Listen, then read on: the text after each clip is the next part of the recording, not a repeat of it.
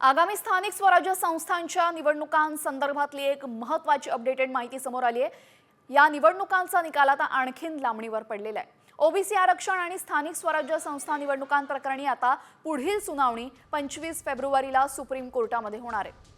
गेल्या 4 वर्षांपासून या प्रकरणाची सुनावणी लांबणीवर पडत आहे आणि त्याचमुळे राज्यातील जवळपास 29 महापालिका, 257 नगरपालिका, 26 जिल्हा परिषद आणि 289 पंचायत समित्यांच्या निवडणुका प्रलंबित आहेत। त्यामुळे आता कोर्टाचा निकाल कधी लागणार याकडे राज्याचं लक्ष लागलेलं आहे।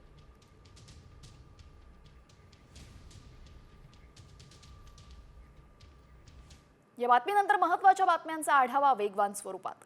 कल्याणच्या लोग्राम परिसरामध्ये सुयश तिवारी नावाच्या अमराठी तरुणाने एका मराठी विद्यार्थ्याच्या अंगावर गाडी घालून त्याला मारण्याचा प्रयत्न केलेला आहे। अंगावर गाडी घालण्याचा डाव फसल्यानंतर विद्यार्थ्याला मारहाण करत अपहरण करण्याचा प्रयत्न केला।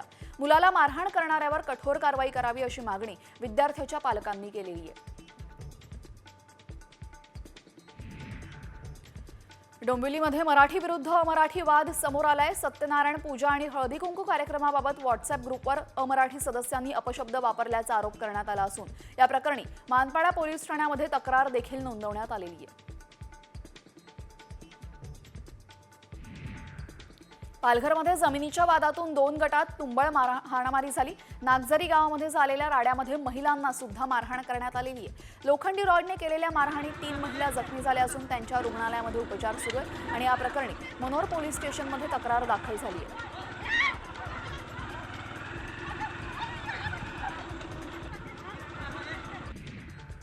पनवेलमधील भोकरपाडा भागामध्ये हिरानंदानी सोसायटीत परप्रांतीयांची दादागिरी सुरू होती। मनसेनं परप्रांतीय चेअरमनचा माज मोडत मराठी कुटुंबियांची माफी मागायला लावलेली आहे। हिरानंदानी सोसायटीमध्ये भाड्याने राहणाऱ्या गायकवाड कुटुंबियांना घर खाली करण्याचा दबाव टाकण्यात येत होता।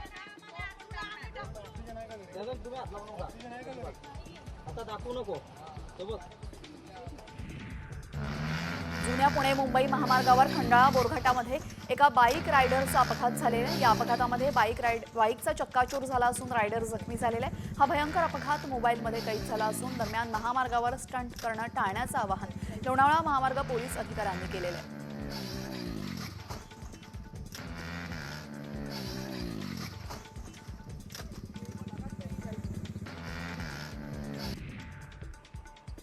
उत्तर प्रदेशातील बागपतमध्ये मोठी दुर्घटना घडलेली आहे। भगवान आदिनाथांच्या निर्वाण लाडू उत्सवाच्या कार्यक्रमासाठी बांधण्यात आलेला लाकडी स्टेज कोसळला। या दुर्घटनेमध्ये 7 भाविकांचा मृत्यू झालाय तर 80 जण जखमी झालेत।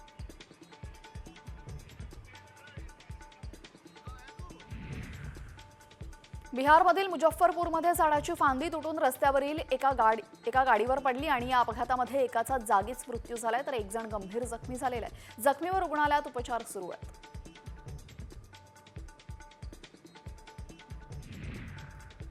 बाबा सिद्दीकी हत्या प्रकरणामध्ये झिशान सिद्दीकीने पोलिसांना दिलेल्या जबाबात 10 बिल्डर्स आणि मोहित कंबोजचं नाव घेतलं होतं। हत्येच्या दिवशी वडिलांनी लिहिलेल्या डायरीमध्ये भाजपा नेते मोहित कंबोज यांचं नाव असलेल्याचा उल्लेख झिशान सिद्दीकींनी केलेला आहे।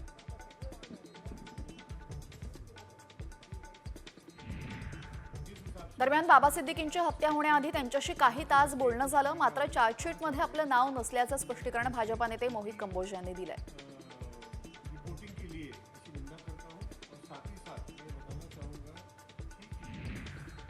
बाबा सिद्दीकींचा मारेकरी शिवकुमार गौतमसह 26 आरोपींविरोधात मकोका कोर्टामध्ये आरोपपत्र दाखल करण्यात आलंय।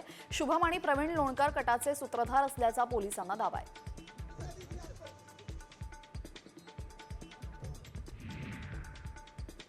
सिद्दीकी हत्या प्रकरणामध्ये मोहित कंबोज यांचं नाव आल्यानंतर संजय राऊतांनी त्यांच्यावर निशाणा साधलेला आहे। विधानसभा निवडणुकीनंतर फडणवीसांना खांद्यावर उचलून नाचणारे तेच कंबोज होते ना असं म्हणत राऊतांनी टीका केली आहे।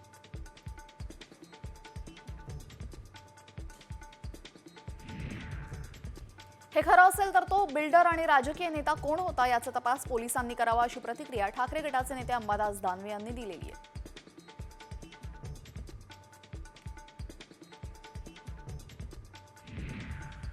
ओबीसी आरक्षण आणि स्थानिक स्वराज्य संस्था निवडणुकांप्रकरणी 25 फेब्रुवारीला सुप्रीम कोर्टामध्ये सुनावणी होणार आहे। गेल्या 4 वर्षांपासून या प्रकरणाची सुनावणी लांबणीवर पडते।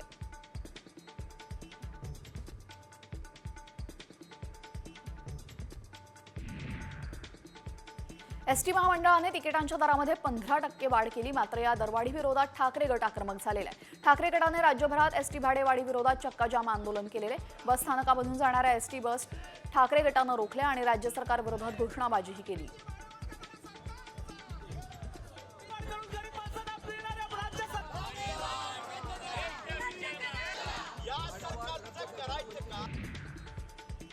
सैफ अली खानवरील हल्ला प्रकरणामध्ये पोलिसांनी बंगालमधील एका महिलेला अटक केल्याची माहिती मिळते. मुंबईमध्ये यापूर्वी अटक करण्यात आलेल्या बांगलादेशी नागरिकानं वापरलेलं सिम कार्ड एका महिलेच्या नावावर असल्याचं समोर आलं.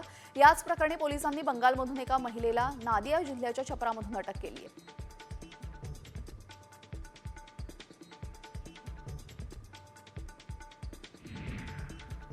तुळजाभवानी मंदिरामध्ये महिलांना तुळजाभवानीचा चरण स्पर्श करण्यासाठी 2 पुजारी मंडळांमध्ये वाद सुरू होता.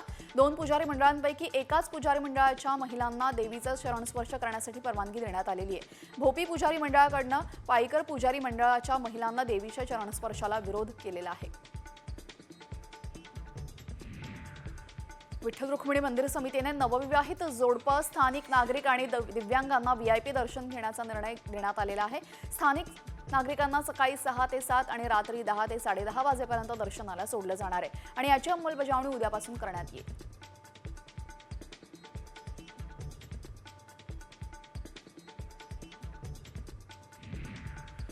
मंत्रिमंडळ बैठकीमध्ये GB सिंड्रोमचा आढावा घेण्यात आला. शासकीय रुग्णालयामध्ये उपचाराची व्यवस्था करा असे निर्देश मुख्यमंत्री फडणवीसांनी प्रशासनाला दिलेले आहेत.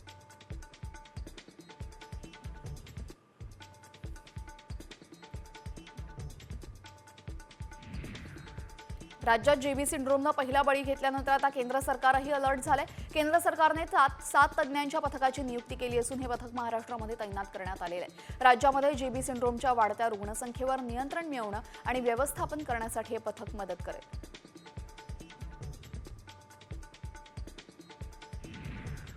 सोलापुरात GB सिंड्रोमचे आणखी 2 संशयित रुग्ण आढळलेत. रुग्णांचे सॅम्पल महापालिकेच्या आरोग्य विभागानं तपासणीसाठी पाठवले. दरम्यान याआधी सोलापुरात GB सिंड्रोमनं एका CA तरुणाचा मृत्यू झाला. त्यानंतर प्रशासन देखील आता अलर्ट झालंय.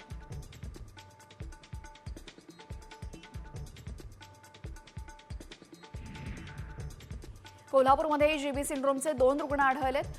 कोन्नोळी इथं 60 वर्षाच्या वृद्धाला आणि हुपरी इथं 6 वर्षाच्या बाळाला लागण झालेली आहे. तर CPR रुग्णालयामध्ये महिन्याला 5 ते 6 GBSचे रुग्ण दाखल होऊन ठणठणीत बरे होत असल्याचा दावा CPR प्रशासनानं केलेला आहे.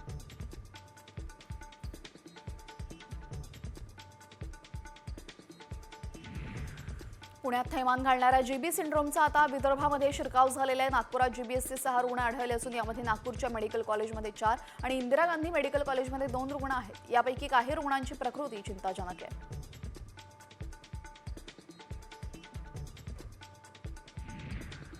GB सिंड्रोमनं आता राज्याचं टेन्शन वाढवलेलं आहे. पुण्यामध्ये GB सिंड्रोमच्या रुग्णांची संख्या वाढून आता 111 वर गेलेली आहे, तर 17 रुग्ण व्हेंटिलेटरवर आहेत.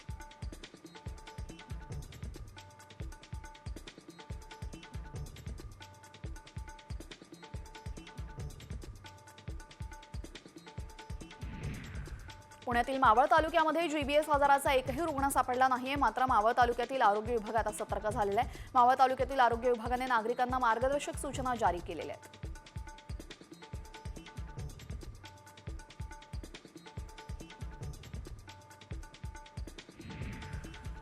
GB सिंड्रोमचा फैलाव रोखण्यासाठी नांदेड प्रशासन सज्ज झालं असून नागरिकांनी घाबरून जाऊ नये असं आरोग्य राज्यमंत्री मेघना बोर्डीकर यांनी म्हटलेलं आहे. नागरिकांनी पाणी उकळून प्यावं आणि स्वतःची स्वच्छता राखावी अशी माहिती बोर्डीकर यांनी दिलेली आहे.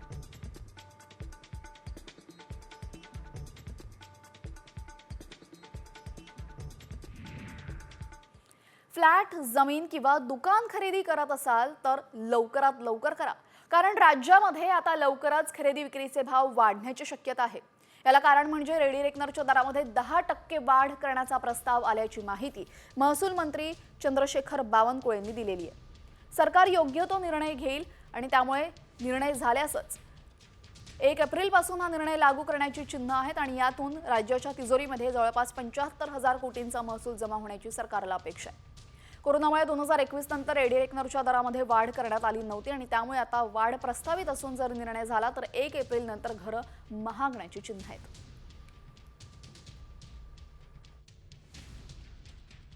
याला जोडून एक प्रश्न आहे, महसूल वाढवण्यासाठी रेडी रेकनरच्या दरात काही 10% वाढ करण्याचा निर्णय होणार आहे का? प्रस्ताव आहे रेडी रेकनरच्या दरात वाढ करण्याचा. शासन योग्य निर्णय करेल. आता उर्वरित बातम्यांचा घेऊयात वेगवान आढावा. मुंबईतील सिद्धिविनायक मंदिरामध्ये भाविकांसाठी ड्रेस कोड लागू करण्यात आलाय. भारतीय परंपरेला साजेसे असे कपडे घालावे असा निर्णय सिद्धिविनायक मंदिर न्यासाने घेतलेला आहे. त्यामुळे आता सिद्धिविनायक मंदिरामध्ये दर्शनासाठी जाण्यासाठी पारंपरिक वेश परिधान करूनच जावे लागणार आहे.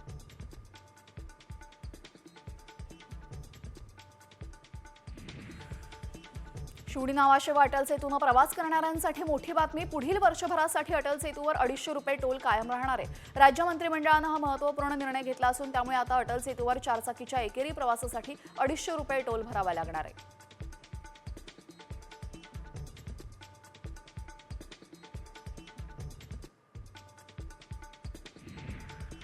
पोलीस भरतीची तयारी करणाऱ्यांसाठी आनंदाची बातमी. राज्यामध्ये फेब्रुवारीनंतर पोलिसांची 10,000 पदं भरली जाणार आहेत. राज्याची वाढती लोकसंख्या आणि गुन्ह्यांचे वाढलेले प्रमाण पाहता कर्मचाऱ्यांवर गुन्ह्यांच्या तपासाचे ओझे वाढलेले आहे. त्यामुळे पोलीस भरतीचं नियोजन आता करण्यात आलंय.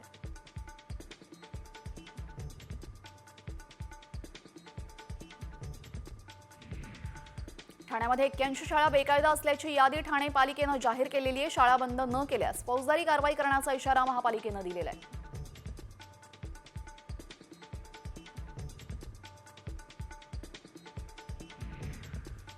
आरटी अंतर्गत मुलांच्या प्रवेशासाठी अर्ज प्रक्रिया सुरू झालेली आहे. आरटीच्या 25% राखीव जागांवरील प्रवेशासाठी 2.5 लाखांपेक्षा जास्त अर्ज आलेले आहेत. यामध्ये अर्ज करण्याची शेवटची तारीख ही येत्या रविवारपर्यंत आहे.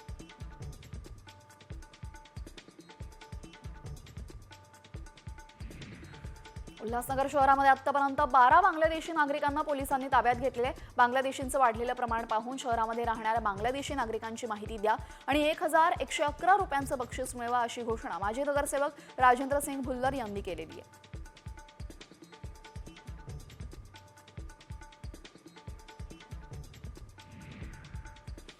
नवी मुंबईतून 6 बांगलादेशी नागरिकांना बांधकाम चालू असलेल्या ठिकाणाहून ताब्यात घेतलेले. बांगलादेशी नागरिक कमी पैशामध्ये काम करण्यासाठी उपलब्ध होत असल्याने कंत्राटदार कामं देत असल्याची माहिती समोर आली. त्यामुळे सर्व बांधकाम साईट्सवर पोलिसांची करडी नजर असणार आहे.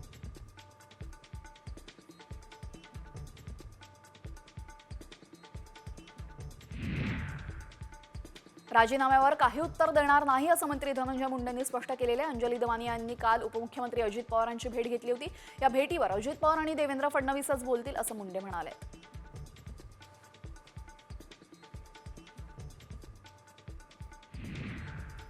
सरपंच हत्या प्रकरणामध्ये धनंजय मुंडेंचा राजीनामा वस्तुस्थिती पाहून निर्णय घेऊ असं उपमुख्यमंत्री अजित पवारांनी म्हटलेलं आहे. सामाजिक कार्यकर्ता अंजली दमानिया यांनी कागदपत्र दिली असल्याचं अजित पवारांनी सांगितलंय.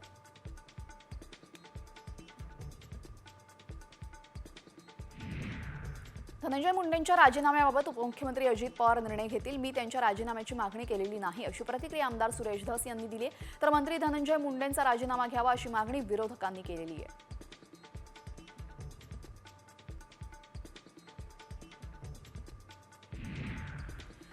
धनंजय मुंडेंच्या राजीनाम्यासाठी अंजली दमानिया यांनी आक्रमक भूमिका घेतली आहे. जर धनंजय मुंडेंचा आज राजीनामा घेतला नाही तर मुख्यमंत्री, उपमुख्यमंत्री आणि डीजी अशा सर्वांना पार्टी बनवून त्यांच्या विरोधामध्ये न्यायालयात PIL दाखल करणार असा इशारा दमानिया यांनी दिलाय.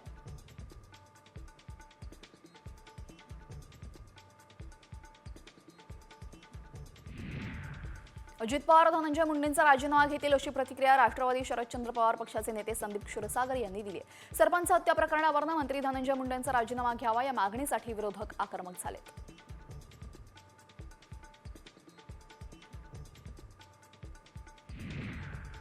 संदीप क्षीरसागर आणि कृष्णा आंधळेचे संबंध असल्याचा आरोप मंत्री धनंजय मुंडेंनी केलेला आहे. कृष्णा आंधळेबाबत पोलिसांनी माहिती नाही, मग संदीप क्षीरसागर यांना कशी माहिती मिळाली असा सवालही मुंडेंनी उपस्थित केला.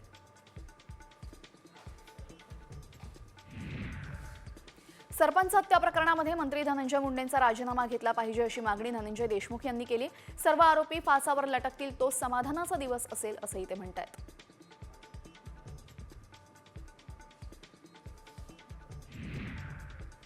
वाल्मिक कराड आणि पोलीस अधिकाऱ्याची ऑडिओ क्लिप आता व्हायरल झालेली आहे. यामध्ये कराड आणि सायबर सेलच्या PSI निशिगंधा खुळे यांच्यामध्ये संवाद असल्याचं समोर आले. यामध्ये कराड हा मी बीड जिल्ह्याचा बाप आहे, मी असल्यावर काय चिंता असं म्हणतोय. मात्र साम TV या ऑडिओ क्लिपची पुष्टी करत नाही.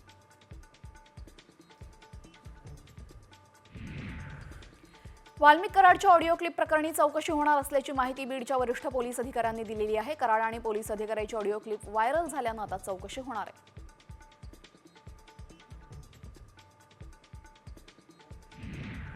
कराडची ती क्लिप डिलीट करू नका, हे प्रकरण अत्यंत भयंकर असून पुढचे 15 दिवस चालणार आहे, असं मोठं विधान भाजप आमदार सुरेश धस यांनी केलेले.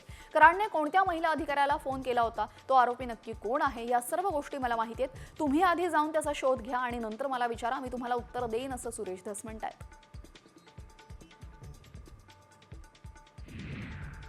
सौरभ भोंडवे मृत्यू प्रकरणामध्ये वाल्मिक कराडचं कनेक्शन असल्याचा आरोप अंजली दमानिया यांनी केला होता. त्यावर आता सौरभ भोंडवेच्या वडिलांनी प्रतिक्रिया दिली असून सौरभच्या मित्रांनीच त्याची हत्या करून मृतदेह तलावात फेकून दिला, असा आरोप सौरभच्या वडिलांनी केलाय.